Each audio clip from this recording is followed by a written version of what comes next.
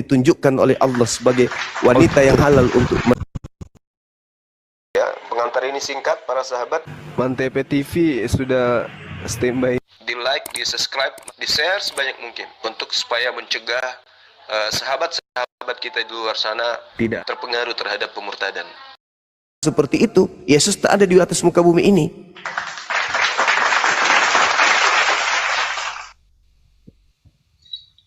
Kirain bang ada datanya yang real merujuk ke Aisyah untuk Muhammad. Lah kan sudah dikatakan, dan perempuan yang hijrah bersamamu, dan anak-anak perempuan dari saudara laki-laki bapakmu, dan anak perempuan dari saudara perempuan bapakmu, dan seterusnya. Kan sudah ada dalilnya ini. Jadi siapa? Itu tujuan dalil tersebut itu merujuk ke Nabi atau merujuk ke umatnya Nabi? Kepada Nabi. Sebagai kekhususan bagimu, kan dijelaskan ayat itu. Dikatakan oleh Allah di situ. Khalisatan laka. Itu Nabi sendiri yang diberikan kekhususan itu bagimu. Lalu Allah mengatakan itu bukan untuk mukmin, tapi untuk kamu aja. Coba Anda baca tuh Al-Quran surah Al-Ahzab ayat 50. Nah, apakah Nabi Muhammad kalau dia itu nikah karena syahwat, begitu ada perintah ini pasti dia seorang raja, dia seorang pemimpin. Apalagi dikatakan bahwa dia memiliki kemampuan sebagai seorang laki-laki yang sangat luar biasa. Pastilah dia akan menikahi banyak orang, banyak wanita, tapi kan faktanya enggak.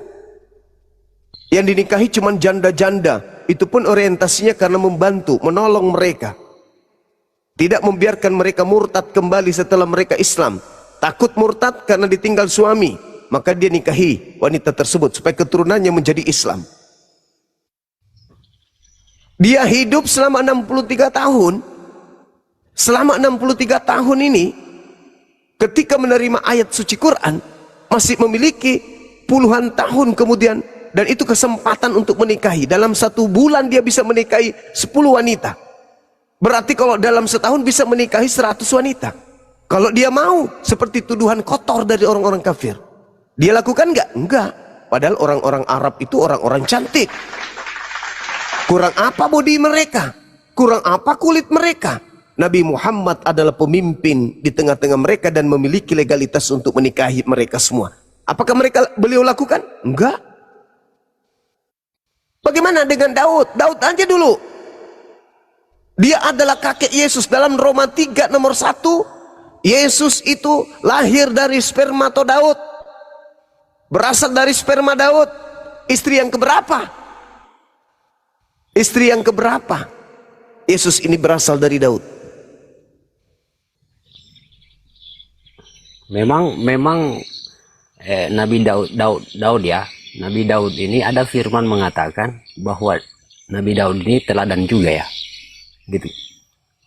Seluruh nabi itu adalah manusia-manusia pilihan, Bang. Tapi Nabi Daud banyak istri. Berarti kesimpulan kita, banyak istri itu bukan menjatuhkan harkat martabat seorang nabi. Bahkan batasan istri itu sebelum Nabi Muhammad itu nggak ada. Coba Anda tunjukkan di dalam kitab saudara. Batasan istri itu ada berapa dalam kitab saudara? Ada nggak batasannya? Ya, memang dalam kitab banyak, tapi intinya yang Yesus jalankan kan tidak seperti yang di kitab. Lah, kalau Anda mengikuti ucapan Yesus di dalam kitab Anda sendiri, Yesusnya yang mengatakan bahwa barang siapa yang meninggalkan istrinya untuk menjadi pengikutnya, maka dia akan mendapatkan berkali lipat ganda sekarang juga. Berarti Yesus menerangkan untuk menjadi pengikutnya, dia akan menerima berlipat kali ganda istri. Itu dalil, Bung. Ya benar. Nah, berarti Yesus mengajarkan istri pengikutnya poligami dong. Dan tidak dibatasi. Kalau Islam poligami tapi dibatasi, cukup 1 kalau tidak sanggup. Maksimal 4 kalau sanggup. Kalau tidak sanggup cukup 1. Sedangkan Yesus tidak membatasi, cukup 4 atau berapa, enggak. Dia cuma mengatakan berlipat kali ganda. Ya saya rasa kalau dalil tersebut Bang itu bertolak belakang dengan logis kita Bang. Kenapa Kayaknya bertolak belakang, Bung? Kenapa bertolak belakang? kita ambil kesimpulannya dari Yesusnya kan. Enggak Kenapa? beristri. Ada apa dengan Yesus? Ya kan dia nggak beristri kan. Maksudnya? Ya si pengucap dan yang diucapkan tidak sesuai kan. Lah, ini untuk pengikutnya, bukan untuk Yesusnya.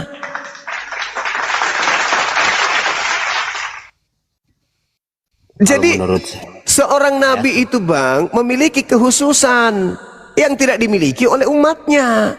Yesus bisa berjalan di atas air, umatnya bisa nggak? Enggak. Yesus bisa membangkitkan orang mati, muridnya bisa nggak? Enggak. Jadi nabi itu memiliki kehususan. Nah, terkait Yesus di dalam Lukas 18 itu mengajarkan poligami. Banyak istri dan tidak dibatasi gitu loh. Yesus tidak membatasi istri, cukup satu, nggak ada itu dalilnya. Cuma Nabi Muhammad lah yang membatasi cukup 4 istri. Ajaran Nabi Musa tidak membatasi jumlah istri. Ajaran Yesus tidak membatasi istri. Jadi kalau mau beristri ribuan orang, silakan. Tidak ada batasnya di Kristen itu. ya mana mampu Bang kalau dijalankan dalil tersebut. Nah itu dia makanya. Tapi kalau Nabi Muhammad, coba di Indonesia ini, berapa jumlah umat Islam di Indonesia? 87%. Kristen, seluruh sekte, kalau digabung dia 6%. Coba Anda lihat, Anda kalkulasi, berapa yang poligami dari Islam, berapa yang poligami dari Kristen? Lebih banyak Kristen, Bang.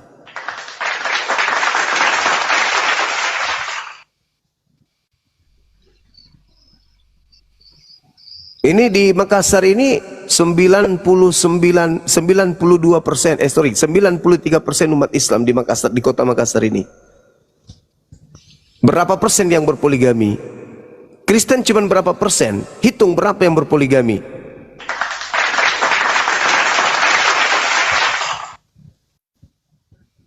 Belum lagi yang bercerai karena nikah lagi. Nah itu terhitung poligami juga. Karena tidak sabar istri yang pertama, maka minta cerai. Karena suami itu menikah. Itu poligami juga itu. Jadi Nah, itu kalau poligami juga. cerai nikah poligami juga itu. Oke baik Bang. Dari Oke. semua nabi, dari semua nabi kan, di Muslim katanya banyak nabi ya. Apakah nabi-nabi sebelumnya juga beristri kurang dari dewasa, anak-anak lah? Kalau kami Ishak itu nabi. Ya. Anda menilai dewasa itu dari unsur apa? Usia ya? Ya sekiranya begitu Bang. Tapi nenek-nenek kita dekat-dekat Indonesia Merdeka itu ada yang masih baru masuk SD kelas 5 sudah nikah, Bang.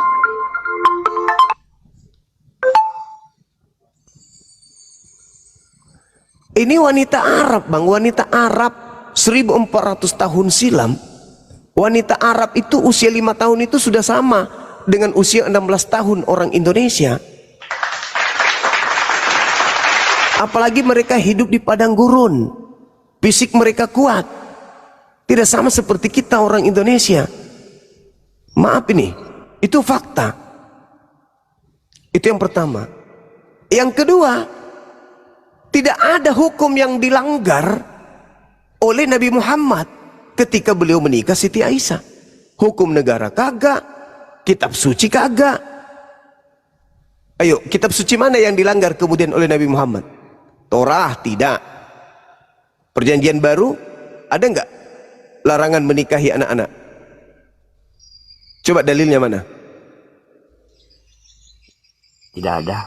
Ya tidak ada, berarti tidak ada hukum yang dilanggar. Anda seakan-akan jijik dengan perilaku beliau sampai Anda, wah, tidak bisa dijadikan teladan. Lalu bagaimana dengan pendeta-pendeta pastor yang menikahkan sejenis? Katanya orang suci, tapi menikahkan laki sama laki, perempuan sama perempuan, bahkan kepada sama binatang dinikahkan juga. Nabi Kan, Muhammad. itu kan kita kalau mengambil kesimpulan ke sana bang, itu kan ya hukum dibuat manusia, bukan Tuhan yang buat. Nah, sama sekarang yang Anda katakan ini, itu adalah sesuatu yang diatur oleh Tuhan, tapi Anda bantah. Sedangkan kalau Anda berbicara kemudian apa yang ada di dalam agama Anda, itu juga dalilnya ada di dalam Bible Anda sendiri. Bukan dibuat pendeta asal-asalan, tidak. Tapi memang ada kemudian pengajaran yang didapatkan di dalam Bible-nya bahwasanya laki sama laki itu boleh. Coba Anda baca Galatia 3 nomor 26 sampai nomor 29. Ketika orang itu berada dalam Kristus, maka tak ada lagi laki-laki, tak ada lagi perempuan, semuanya sama.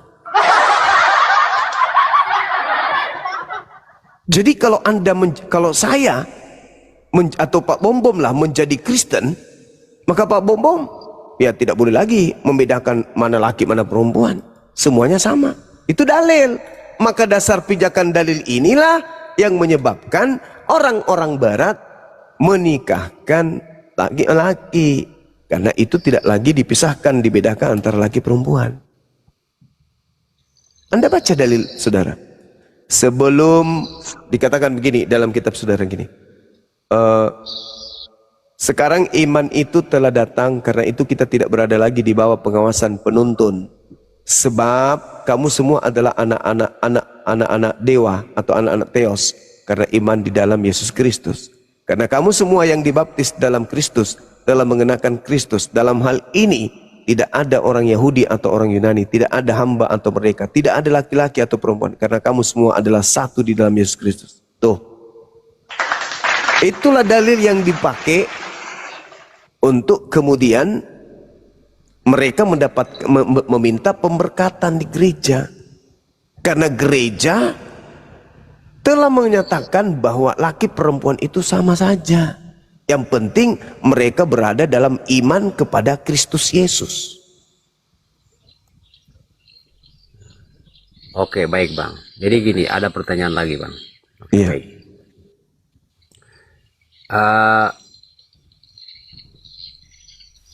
Di Al-Quran ya, di Iya. Al-Quran itu kan tentang pernikahan itu batas usianya berapa kalau di Islam? Kalau berbicara mengenai Al-Quranul Karim, menikah itu harus balik, tidak bisa tidak balik. Itu Al-Quran yang menjelaskan itu. Wajib hukumnya kami menikahi wanita itu dalam keadaan balik, dalam keadaan sadar, dalam keadaan waras. Itu Al-Quran surah An-Nisa ayat 6 atau di An-Nur ayat 32. Lalu balik umur berapa bang? Balik itu tidak melihat umur. Kalau dia laki-laki dia sudah mimpi basah, kalau dia perempuan dia sudah haid.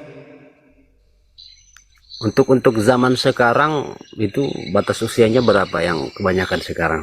Itu kalau itu aturan Departemen Agama, itu masuk ke dalam hukum negara. Tapi kalau kami di Islam, menikah itu sudah bisa ketika mereka balik, sudah mencapai usia balik itu sudah bisa menikah. Selama, tapi ingat, tapi di Islam itu menikah itu wajib, itu hukumnya apabila dia secara lahir, secara batin itu sudah bisa bertanggung jawab, baik bertanggung jawab sebagai istri maupun bertanggung jawab sebagai suami, bukan hanya sekedar balik. Makanya perintahnya itu apabila engkau bisa berlaku adil, artinya dia sudah tak ada lagi unsur kekanak-kanakan di sana. Meskipun dia sudah balik, sudah mimpi basah, tapi kalau dia masih kanak-kanakan, belum bisa menanggung beban sebagai seorang bapak atau sebagai seorang ibu, itu belum memenuhi syarat. Belum memenuhi syarat wajib untuk menikah. Terus gini bang, kalau kita mampu untuk apa ya, untuk adil ya, dikatakan mampu untuk adil. Terus kalau pasangan kita sebisarnya tidak terima, apa anda merasa berdosa atau gimana itu bang? Ya berarti tidak boleh. Itulah susahnya di Islam. Susahnya menikah lebih dari satu. Karena harus adil, itu syaratnya. Kalau kamu tidak bisa adil, cukup satu, fawahidah. Berarti sama halnya kita ini dilarang berpoligami. Cuman Bohong. daripada berzina, mending menikah. Gitu bang. Ya terus kalau pasangan kita ndak setuju menikah lagi, sakit hati, apakah ndak? Berarti kita tidak adil kalau kita menikah. Karena harus adil. Tidak bisa tidak. Ya karena di dunia ini akhir-akhir kemungkinan besar ya kalau perempuan nggak terima kan, kalau suaminya nikah Iya, lagi. berarti nggak boleh. Berarti tidak boleh menikah. Karena syaratnya adil, harus adil. Gimana mau menikah kalau istri tidak bisa adil? Artinya nih, menikah setelah kita sudah punya istri sah, itu sama saja kita dilarang. Karena adil itu sulit. Bagaimana coba? Anda sedang bahagia, istri kedua di rumah menangis. Adil nggak itu? Nggak adil itu.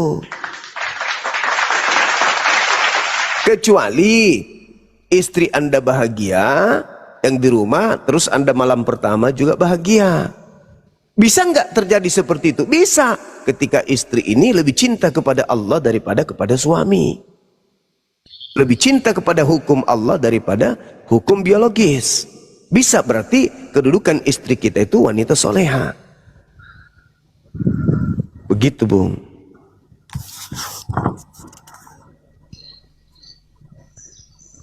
Teng, berapa maksimal usianya ya? Boleh kawin? Nggak ada.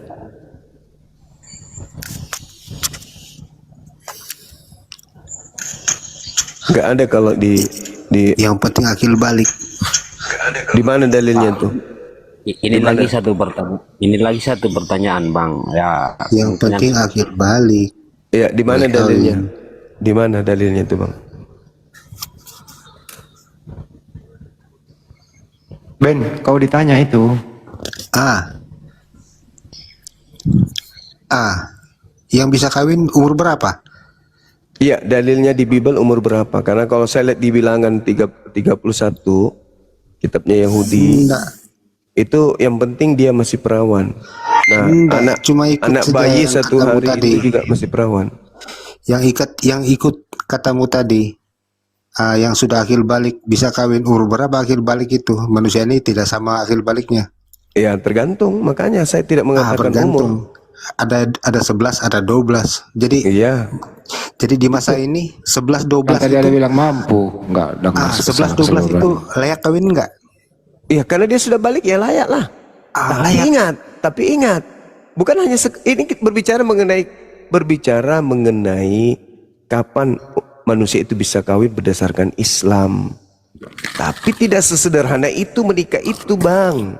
Di situ ada sumpah, di situ ada janji yang harus kemudian laki sebagai suami jalankan, istri sebagai wanita sebagai istri harus jalankan. Kalau mereka melakukan ijab kabul, tetapi mereka tidak menjalankan apa yang mereka perjanjikan di situ, berarti mereka mencederai rumah tangga mereka sendiri. Makanya ada yang dikatakan kemudian kematangan. Mereka harus matang dari segi apa? Batin. Dari segi apa? Lahir. Tidak seperti di barat sana, mereka tidak ada kenal nikah, tapi sulit bagi orang barat kita temukan di bawah 10 tahun itu masih perawan. Karena tidak ada dasar pijakan, gimana? Nggak ada dasar pijakannya. Nah sekarang kalau kita tanya nih, orang Kristen, apa syarat sah nikah di Kristen? Ada nggak?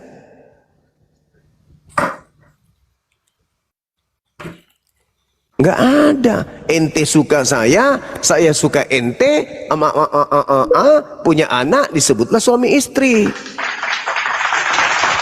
Prosesi, pesta-pesta, Itu hanya niru-niru Yunani. Di Bible itu nggak ada. Nggak ada itu syarat sah nikah di Bible itu nggak ada. Cuma dikatakan orang laki-laki meninggalkan orang tuanya, perempuan meninggalkan rumahnya untuk dipersatukan. Nah, tapi syarat sahnya apa? Yaitu dipersatukan aja. Siapa yang persatukan? Ya diri mereka sendiri. Nggak ada itu, Bang. Bahkan nikah pun tidak dikenal di Kristen, yang ada kawin. Nikah itu ajaran Islam.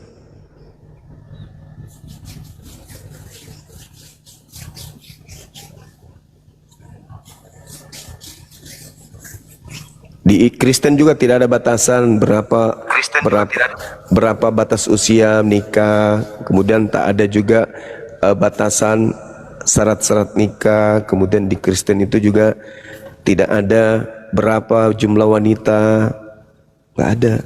Malah Yesus mengajarkan itu kepada pengikutnya. Tapi kan kepada pengikutnya boleh berlipat ganda. Itu di dalam Lukas 18 nomor 29 nomor 30. Nah, Kristen ini kan, maaf ya, sekali lagi saya katakan, kalian bukan pengikut Nabi dari Bani Israel yang bernama Yesus itu. Kalian pengikut makhluk yang ngaku-ngaku Yesus, tapi bukan Yesus yang asli. Di mana itu tertulis? Galatia 1 nomor 1. Aku menerima Injil bukan dari manusia, tapi dari Yesus. Sejak kapan Yesus bukan manusia? Sedangkan Yesus mengatakan, aku datang kedua kalinya sebagai manusia. Paulus mengatakan, aku menerima Injil bukan dari manusia. Berarti bukan dari Yesus asli, karena Yesus aslinya manusia.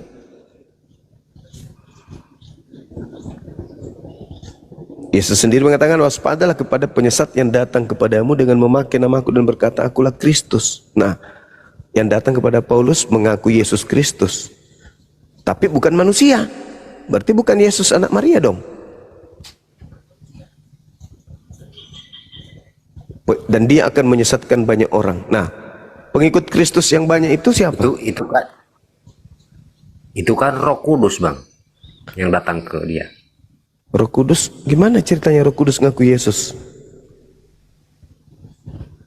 Iya, kan Yesus kan Roh Kudus juga. Di mana dalilnya itu Yesus adalah Roh Kudus?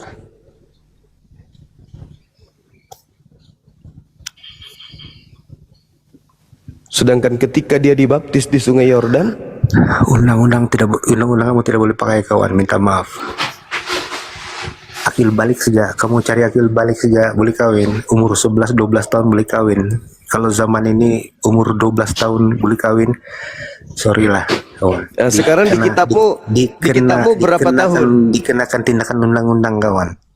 Oke, sekarang di kitabmu berapa tahun bisa nikah?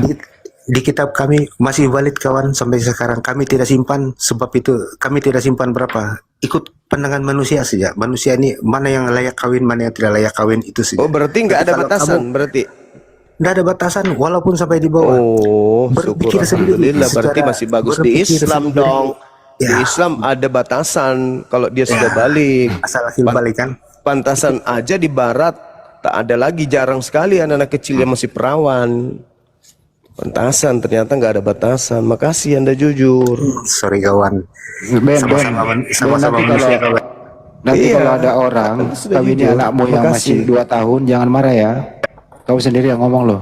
Kalau soal keperawanan itu jangan cakap, kawan. Jangan dikira agama. Tiada kira agama itu soal Ya keperawanan. karena agamamu tidak membatasi. Gimana sih orang ini? Anda mengatakan sendiri kok.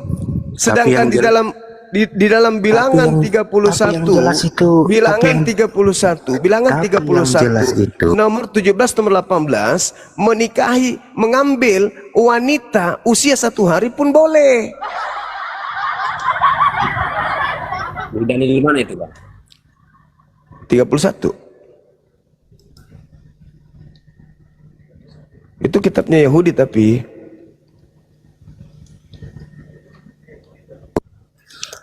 Sedih aku, kawan, dengan gayamu ini, dengan caramu ini. Sedih aku. ya aku lebih sedih lagi karena di Kristen menikahi anak 3 hari bisa. Gimana dong? Kamu sedih sama aku? Sedih, Tapi kawan. Nggak di agamamu. ada di kami gayamu begini. Loh, Kalau kayak Mana begini, dalilnya di dalam agamamu batasan usia menikahi wanita? Ada? Enggak ada. Berarti usia 1 jam boleh. Lucu ente ini. Lucu. Lucu banget.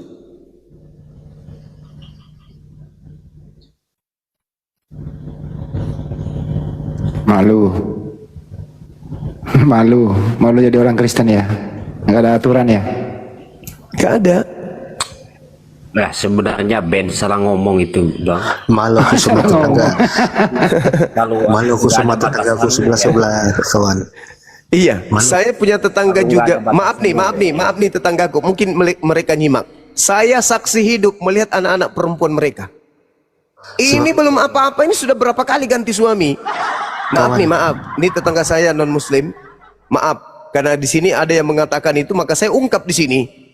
Ini Ya, rumah kawan. saya, boleh kalian lempari batu kalau itu tidak benar. Ayo, Sama kawan.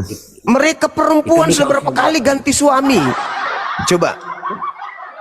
Anaknya berhamburan di mana-mana. Coba, maaf nih, astagfirullahaladzim ya Allah. Terpaksa saya buka, mau kayak mana itu fakta real. Sama gitu, Bang. kawan.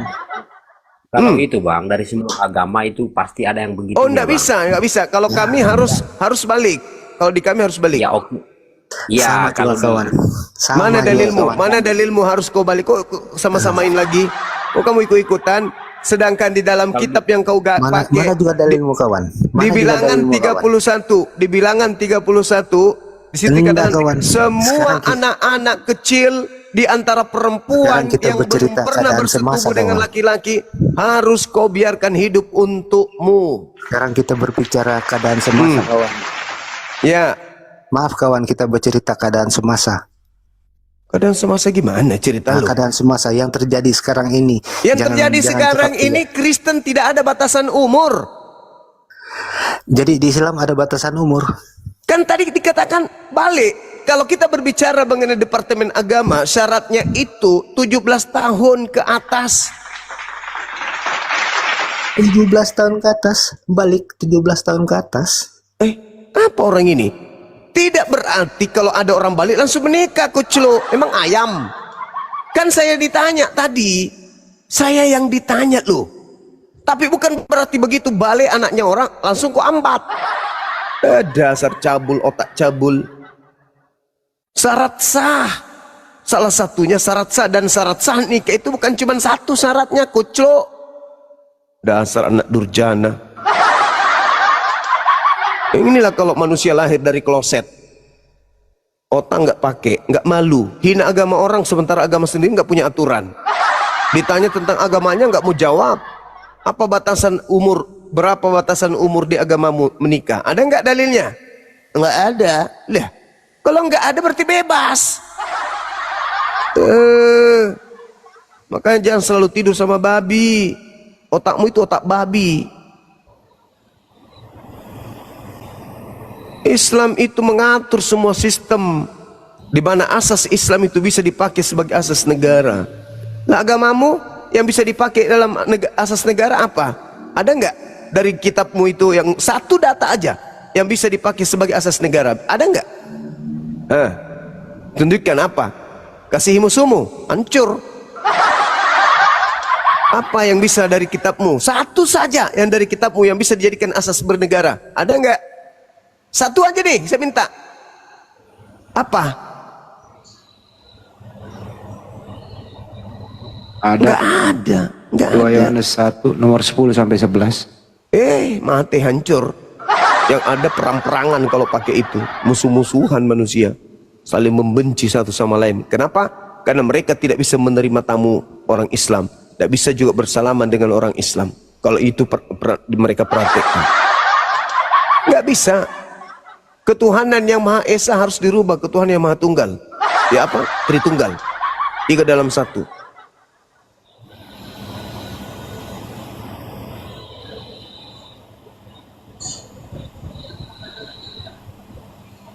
Apalagi Jul, yang mau ditanya Jul. Ben itu salah ngomong. Memang di kami tidak ada batasan, nggak ada batasan memang menikah. Tapi secara pemikiran karena mana yang layak sudah waktunya nikah. Itu. Ya nikah kan, maksud Anda nikah itu kan dipestakan, diberkati di gereja, kan itu maksudnya. Ya, Tapi yang abang pernah nggak lihat? yang jebol menjebol itu kan enggak ada batasannya. Abang pernah lihat nggak yang itu di bawah umur? Kenapa? Abang pernah lihat nggak orang Kristen nikah di bawah umur? Kalau melihat menikah di bawah umur belum pernah, tapi kalau selaput darah robek di bawah umur itu banyak kali. Ya, itu bukan merujuk ke Kristen saja, Bang. Itu dari semua sisi agama pasti ada pernah yang gituan. Tapi kalau di Islam jelas sekali diajarkan la taqrabuz zina, jangan kau mendekati zina. Itu di Islam. Tidak ada dalil di Bible di kitab Islam itu pergilah bersundallah. Tapi kalau di Oke, kitab baik, saudara dalilnya. itu yang digunakan perintah bersundal itu banyak sekali. Bahkan seorang istri ketika suaminya pergi dalam perjalanan jauh boleh mengajak laki-laki untuk melakukan senggama sampai pagi. Itu di Bible saudara tuh. Makanya anak-anak itu harus dihindarkan untuk membaca Bible. Karena di situ banyak ajakan-ajakan porno. Ajaran persundalan. Apakah orang Muslim mengikuti dalil tersebut semuanya? Lah, kenapa jadinya kami? Dalam Al-Quran itu la taqrabus zina, jangan engkau mendekati zina. Itu kalau ada oknum yang melakukan zina berarti dia melanggar kitab sucinya. Tapi kalau di kitab saudara, coba Anda buka tuh kitab saudara. Perintah-perintah mencabuli, memperkaos itu bertaburan di kitab saudara. Bahkan ada yang dikatakan dalam kitab saudara, 2 orang perempuan memperkaos ayahnya sendiri. Oke, baik. Apakah di Muslim tidak ada yang begitu kah? Nggak ada di Islam itu perintah di dalam Al-Quran. Contoh ada perempuan memperkosa bapaknya itu nggak ada, Bang. Bapaknya itu nggak ada, Bang. Ya benar, kalau di kitab mungkin aja tidak ada, tapi fakta yang terjadi apa ada nggak Nah, tahu. berarti oknum. Ya makanya. Ya, kenapa makanya? Kalau kalian juga. kitab yang mengajarkan. Kalau kami kitab Ya. kami melarang. Betul, kitab yang ajarkan. Tapi apakah penganutnya ikut kayak gituan semua? Kalau di barat Kan iya. enggak. Kalian tidak melakukan itu karena kalian malu hidup di tengah-tengah kami. Coba tengok ke barat. Yang lebih dulu Kristen dari kalian. Tengok kepada mereka. Bagaimana hidup mereka. Jangankan laki perempuan, laki sama laki aja itu berpesta pora mereka. Bahkan mereka dibuatkan khusus Bible untuk golongan mereka tuh. Di Indonesia karena kalian hidup berdampingan dengan kami. Kalau kalian yang mayoritas, oh sudahlah, hancur. Kalian masih malu-malu karena kalian berada pada mayoritas umat Islam yang menjaga ketat, kemudian hal-hal persinahan itu jangan dilakukan.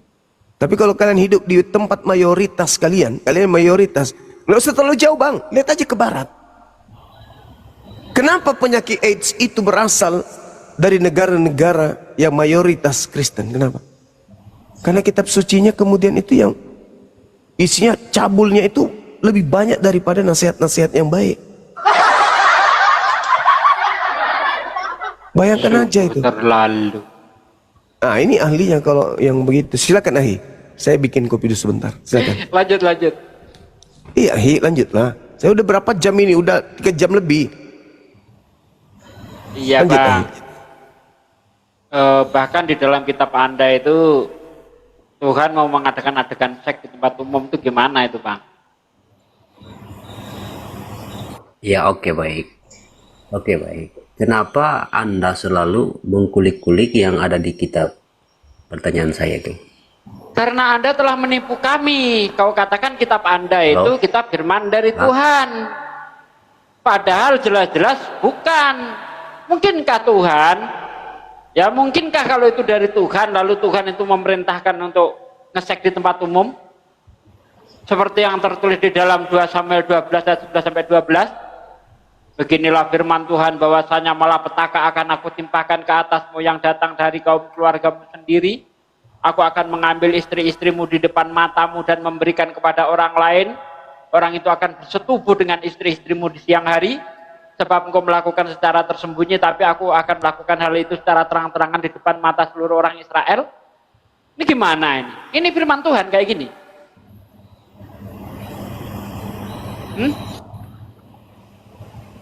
Jadi kalau menengok agama itu jangan dari perilaku umat. Kau tengok agama itu dari ajarannya. Coba carikan deh di dalam Al-Quran ataupun hadis yang ada perintah seperti dalam Bible itu. Kata-kata porno dalam Bible itu. Coba carikan. Kalau menilai agama itu dari perilaku umat, maka di dunia ini nggak ada agama yang benar. Karena namanya penganut sebuah agama itu sifatnya relatif. Di Kristen ada yang baik, ada yang jahat. Di Islam ada yang baik, ada yang jahat. Tapi tengoklah agama itu dari ajarannya. Tengok saja, buktikan kepada kami. Quran itu seperti Bible. Coba, nyebut kata susu aja coba. Cari kalau ada. Kalau di Bible ratusan. Gimana?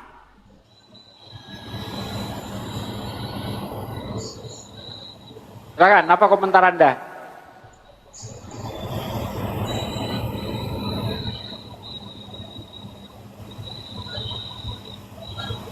Ayo, silakan, apa komentarnya? Adab. Ya, kalau memang itu diperintah kalau memang itu perintah di kitab, ya kenapa? Apanya yang salah, Bang? Kalau begitu apa bedanya Tuhanmu dengan sutradara film porno? Apa bedanya coba? Ini Tuhan kok perbuatannya cabul kayak gitu? Mau mengadakan adegan seks di tempat umum ini? Apa ini, Bang? Otak Anda normal enggak sih? Coba dibacakan dulu ayatnya. Dalilnya seperti apa? Dalam 2 Samuel 12 ayat 11 12. Ya. Beginilah firman Tuhan, nggak perlu baca saya. Bahwasanya malapetaka akan aku timpakan ke atasmu yang datang dari kaum keluargamu sendiri. Aku akan mengambil istri-istrimu di depan matamu dan memberikan kepada orang lain. Orang itu akan tidur dengan istri-istrimu di siang hari. Sebab engkau melakukan secara tersembunyi, tapi aku akan melakukan hal itu secara terang-terangan di depan seluruh mata orang Israel. Itu bunyinya ayat begitu. Coba, oke, baik. Coba dibaca ayat sebelum itu, Bang. Ayat sebelum itu misalnya kalau kita lihat ayat 8. Telah kuberikan isi tuan rumahmu, istri-istri tuanmu ke pangkuanmu. Kalau masih belum cukup akan kutambahkan ini dan itu kepadamu. Tuh. Kau baca dari pasal 11 biar tahu apa kronologinya. 2 Samuel dari pasal 2 Samuel 11. Kau baca dari situ mulai dari Daud ngintip cewek mandi itu. Ya, istrinya Uria yaitu Betseba lagi mandi diintip sama Daud. Karena kemuliaan tubuhnya, karena kecantikannya, maka Daud menginginkannya. Sehingga istrinya Uria itu, Betseba itu hamil. Setelah mengetahui istrinya Uria itu hamil, Uria disuruh maju ke medan tempur yang sangat dahsyat supaya mati. Nah, atas perbuatan itu Tuhan menghukum Daud.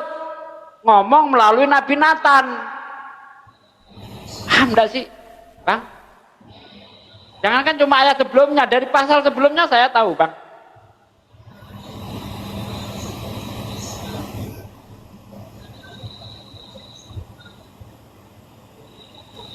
Gimana? Ya, gimana mau jawab, Bang, kalau sesuai dengan yang di kitab begitu? Jadi kau imani itu sebagai firman Tuhan.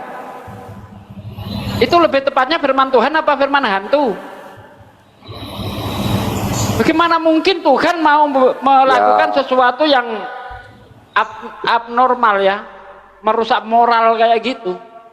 Hukuman. Kalau memang, Bang, ayat-ayat yang tidak bisa diterima dengan akal, tidak bisa diterima dengan akal, ya kenapa kita harus pakai? Nah, sekarang yang jadi masalah kan semua orang Kristen semua mengakui Tuhan itu maha suci kan, maha mulia kan. Mungkinkah Tuhan yang maha suci, Ya, maha benar. mulia, tapi perbuatannya cabul?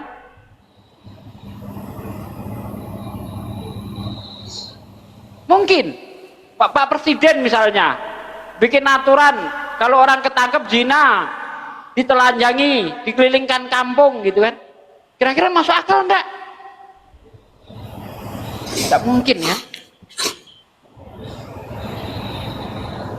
Jadi apakah mungkin perbuatan-perbuatan cabul seperti itu kita sandarkan kepada Tuhan Sang Maha Suci? Tidak mungkin, Bang. Itu baru satu ayat saya kupas itu, masih banyak yang lainnya. Ya, tapi kan itu Bang tidak terjadi. Faktanya nggak terjadi. Terjadi, Bang. Di mana? Terjadi. Di dalam 2 Samuel Dimana? 16 ayat 22. Coba? Terjadi Maksud di saya situ. di kehidupan nyata terjadi enggak? Nah, itu kan nyata itu. Apakah itu dongeng doang? Ketika Absalom menzinai gunde-gunde ayahnya di depan seluruh mata orang Israel, itu dongeng, nggak pernah terjadi.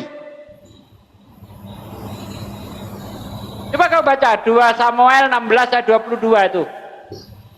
Dibentangkannya lah apa itu?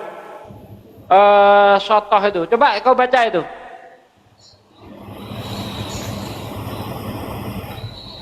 Kalau Onan gimana Pak De? Onan. Kalau Onan itu gara-gara tidak mau meneruskan keturunan abangnya sehingga membuang maninya keluar, ya kan, dibunuh oleh Tuhan gara-gara nggak mau punya anak. Karena apa? Nanti kalau punya anak bukan anak Onan tapi anak abangnya, itu kan meneruskan itu, Pak Bang Andi.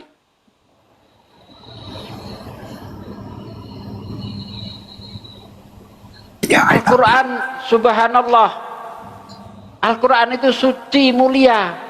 Tidak ada kata-kata yang boros, tidak ada kata-kata yang cabul, tidak ada kata-kata yang tidak mendidik. Padahal kalau kita lihat misalnya di dalam 2 Tesalonika 2 ayat 16, segala yang tertulis di dalam kitab suci diilhami oleh Roh yang bertujuan untuk mengajar, ya, bermanfaat dan bertujuan untuk mengajar. Terus apa pelajaran apa yang bisa kita dapat? Hukuman berupa adegan seks di tempat umum. Apa yang bisa dapat apa? Namanya tempat umum ada anak-anak nengok lagi. Wih, katanya. Gimana coba? Katanya segala yang tulis itu berdasarkan ilham Roh Kudus. Tapi kok ada ayat seperti itu?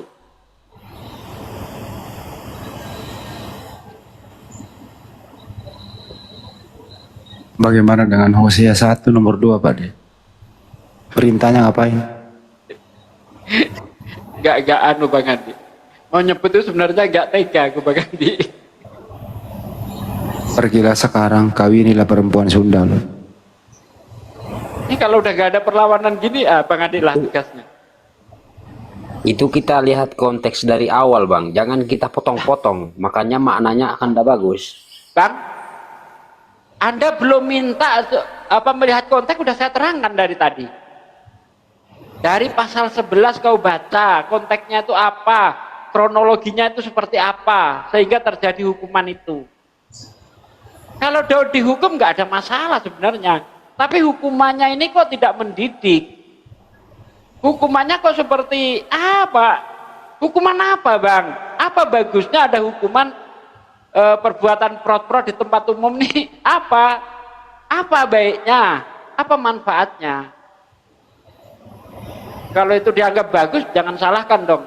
Sutradara film porno itu jangan salahkan. Hah. Apa coba? Oke baik. Memang di Quran ada ayat-ayatnya tidak ada kontradiksi ya? Yakin? Carikan kalau bisa. Carikan satu aja ayat Al-Quran Yakin berkontradiksi dengan yang lain. Ya. Kalau ada satu kontradiksi di dalam Al-Quran, saya murtad hari ini. Saya kencingi Al-Quran, saya buang ke tempat sampah. Kalau ada kontradiksi di dalam. Al-Quran terjamin, Bang. Belum ada satu pakar pun bisa membuktikan Al-Quran kontradiksi antara ayat satu dengan ayat yang lain. Belum ada. Tapi kalau Bible, oh banyak. Banyak banget.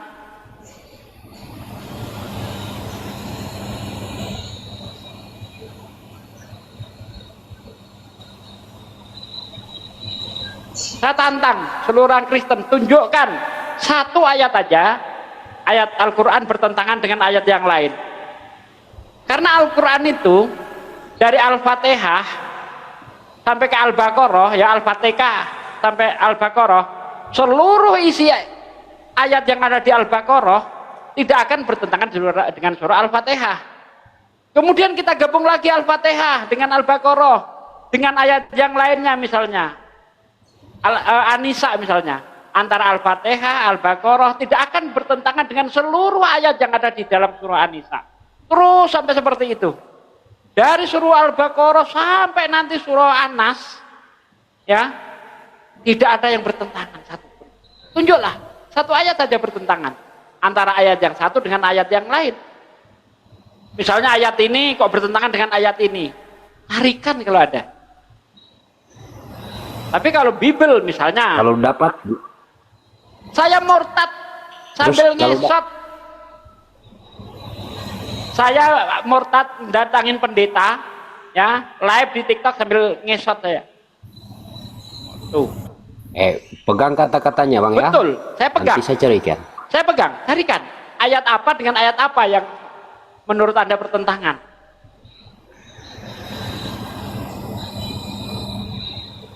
Kita udah 17 tahun, Bang, terjun di dunia debat, sudah kita kulik semua itu. Bukan sembarangan. Ya, Kalau oke. Kalau di masalah dalam itu mungkin. Al-Quran Tapi nanti ada- saya carikan.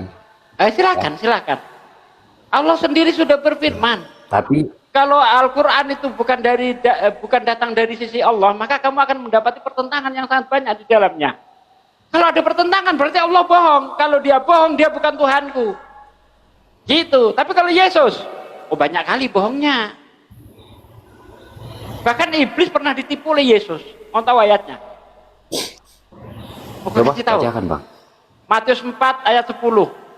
Yesus berkata, "Nyala iblis, sebab ada tertulis, engkau harus menyembah Tuhan Allahmu dan hanya kepadanya saja engkau berbakti."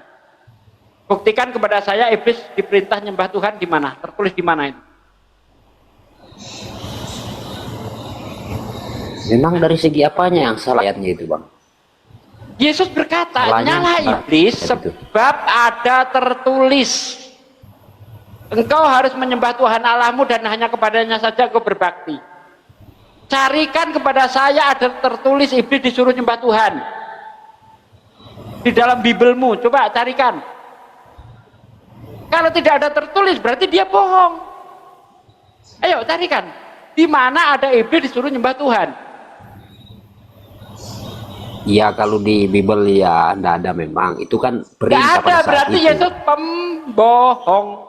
Berarti apa yang saya katakan tidak salah. Satu lagi misalnya, Yesus berkata di dalam Yohanes 8 ayat 24, "Iblislah bapakmu, bapak segala dusta, pembunuh manusia sejak semula." Tunjukkan dusta iblis apa dalam Bible.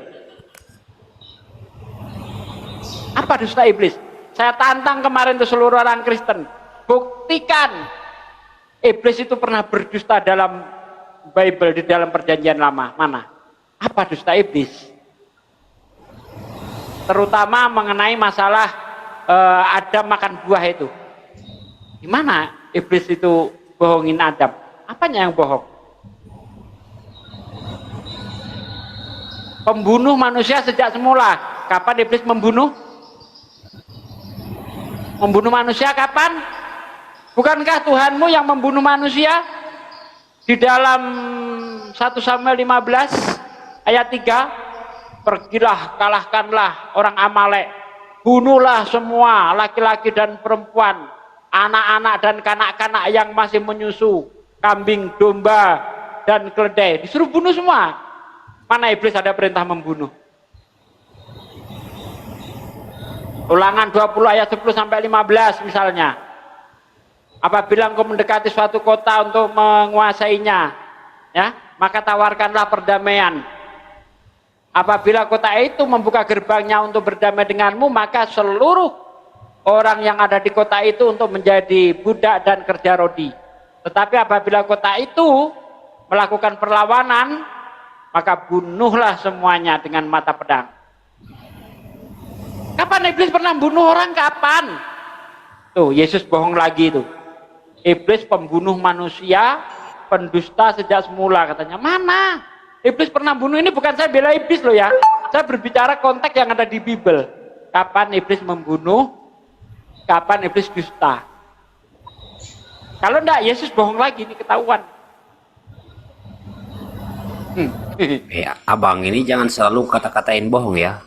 Nah, ini banyak yang dengar ini, Bang. Silahkan anda bantah kalau bisa. Saya akan berhenti mengatakan Yesus bohong kalau ada yang bisa bantah Bang. saya. Kira-kira kalau Saya open camp nih Bang. Muhammad dikatakan Open bohong, camp, nggak ada takut-takutnya saya. Kalau ada data, saya nggak ada takut-takutnya. Saya tidak berani fitnah, tidak berani menghujat. Ingat, ini saya, silahkan screenshot.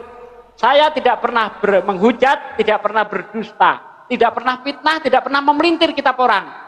Yang saya sampaikan ya seperti itu. Nah, kalau tidak terima, mari kita diskusikan. Tidak ada teding aling-aling. Ini tetangga saya Kristen semua nih, depan Kristen, samping Kristen. Takut saya? Enggak. Ini data. Apa yang saya takutkan? Open camp saya. Apa yang saya takutkan, Bang? Tidak ada. Intang surullah yang surkum wa yusabit akdamakum. Jika kamu bantu itu Islam, agama Allah, maka Allah akan permudah urusanmu dunia akhirat. Alhamdulillah, mudah hidup saya.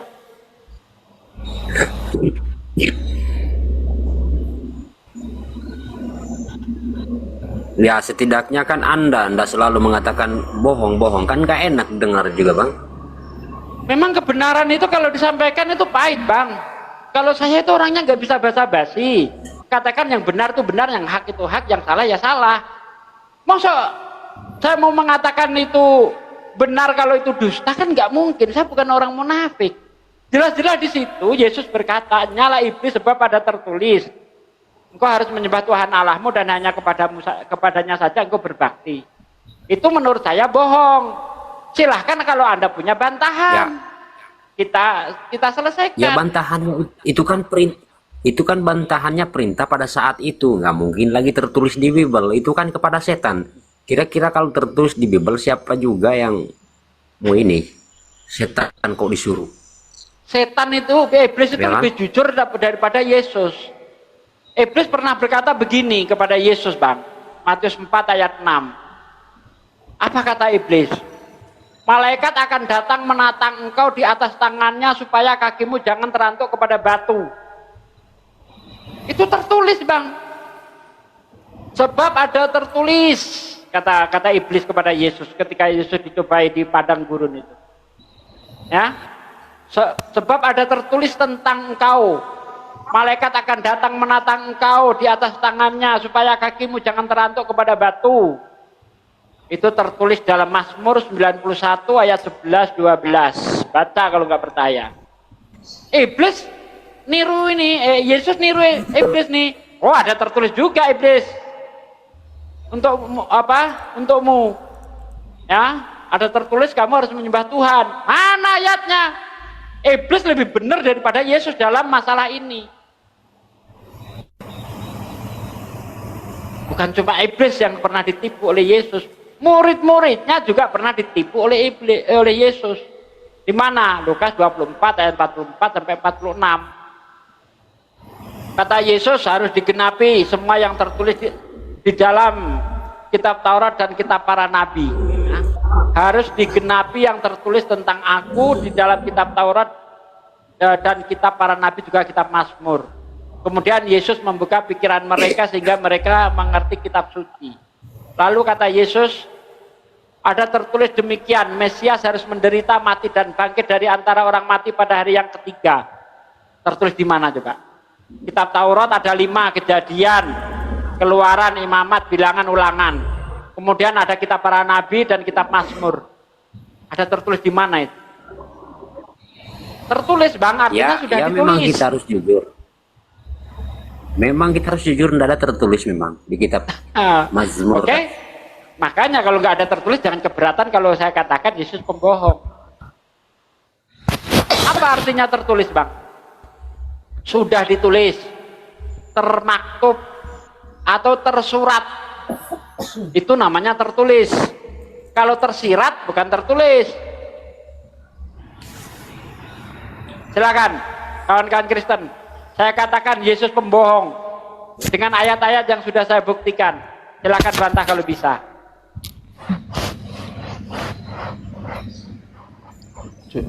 Ya, saya sedikit kali. Siapa tadi? Kecil suaranya, kecil Bang. Ya, saya sedikit kali. Bang Sugi, coba dibaca ayatnya itu. Yang Bang Sugi angkat tadi. Yang mana tuh? Yang ketika Yesus dicobai oleh iblis tadi itu. Matius 4 ayat 10. Coba dibaca. Nyala iblis, sebab ada tertulis, engkau harus menyembah Tuhan Allahmu dan hanya kepadanya sajalah engkau berbakti. Terus Bang Sugi menganggap itu Yesus berbohong. Ya, karena nggak ada tertulis seperti itu. Ya, tidak ada tertulis di mana? Ya tentu di dalam kitab perjanjian lama dong. Emang di zaman Yesus ada kitab apa? Adakah Yesus katakan tertulis di dalam kitab perjanjian lama? Atau tertulis Ya, oke, di dalam sekarang Taurat? tertulis di mana? Tertulis Nggak ada, di mana? Sekarang Nggak, iya. tertulis di mana? Jangan ngeles Bang. Ketika Yesus berkata Oh, iya, ada tertulis, oke, kalau Anda mau bantah gitu. Kita sih Sama-sama tidak tahu seperti tertulis halnya di iblis mana. pernah ngomong sama Yesus, sebab ada tertulis tentang engkau. Ini iblis nggak ngomong, ada tertulis dalam perjanjian lama, nggak perlu ngomong seperti itu. Tapi kita bisa membuktikan apa yang dikatakan iblis. Sebab ada tertulis tentang engkau, malaikat akan datang menatang engkau di atas tangannya supaya kakimu jangan terantuk kepada batu. Iblis nggak ngomong ada tertulis dalam kitab perjanjian lama, enggak gitu. Tapi ada tertulis di dalam kitab perjanjian lama. Nah, Yesus iya, juga begitu. ada tertulis. Artinya ini tidak berbohong. Yesus mengatakan Ada tertulis tidak? Ada tertulis tidak? Hanya kita tidak tahu tertulis di mana. Kan kita Nah, berarti tidak Yesus tahu pembohong tertulis di karena nggak mana. bisa. Berarti Yesus asal Loh. nyelmong, asal Maksud nyuap. orang lain ketika begini Bang, analoginya. Ketika ada seseorang bicara, kita tidak tahu di mana kejadiannya, tempatnya, lantas kita akan katakan dia berbohong. Padahal kita yang tidak Abang tahu. ini banyak kaca kan. Tertulis di mana? Ada nggak? Ada enggak? Iya, Yesus tidak katakan terus di mana. Bukan enggak? Gimana? Tadi sudah saya kasih Dia nggak contoh loh. tertulis. Sudah. Oke. Yesus juga pernah ngomong begini. Ada tertulis, jangan engkau mencobai Tuhan Allahmu. Itu ada tertulis. Ada tertulis Bang. Di dalam kitab Ulangan 6 ayat-ayat 9 seingat saya. Yesus nggak perlu ngomong ada tertulis di dalam kitab perjanjian lama, enggak. Tapi Yesus pernah ngomong ada tertulis jangan mencobai Tuhan Allahmu. Itu betul ada tertulis. Kalau ada tertulis saya katakan ada tertulis. Berarti ketika Yesus ngomong ada tertulis itu konteksnya di dalam perjanjian lama. Tidak mungkin Yesus itu ngomong ada tertulis tapi di luar kitab, itu nggak mungkin.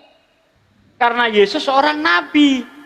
Maka yang dibicarakan Yesus tentu seolah sebuah kitab. Nggak mungkin Yesus itu ngomong ada tertulis tapi tertulis di catatan rentenir. Itu nggak mungkin. Ngerti enggak sih? Ini cara ngeles yang anak-anak itu. Dia udah jawab Pak, ada tertulis tapi dia nggak tahu di mana. Berarti Yesus asal mangap kalau nggak tahu tertulisnya di mana.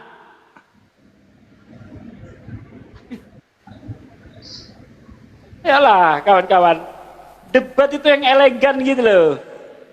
Yang kayak anak-anak lah debat.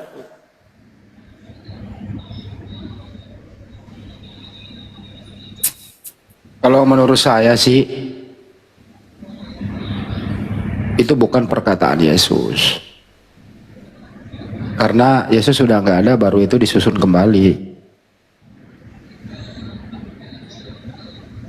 Lebih baik cari selamat aja Jul.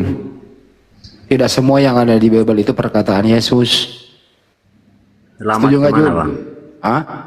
Selamat kemana? Kamu setuju semua yang ada di Bible itu perkataan Yesus?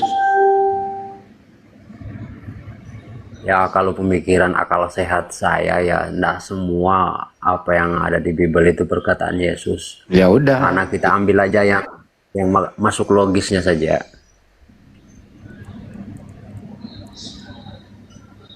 Ya kalau itu jawabanmu berarti kamu berpikiran sehat. Artinya kamu menghindari tadi ini bahwa ada tertulis. Artinya itu bukan perkataan Yesus. Kalau mau nyari selamat. Mudah sebenarnya itu kalau kamu mau sehat berpikir. Artinya ada penambahan dari penulis yang ada penambahan dari penulis yang nanti tidak bisa dipertanggungjawabkan. Kan gitu masalahnya. Oke? Ya.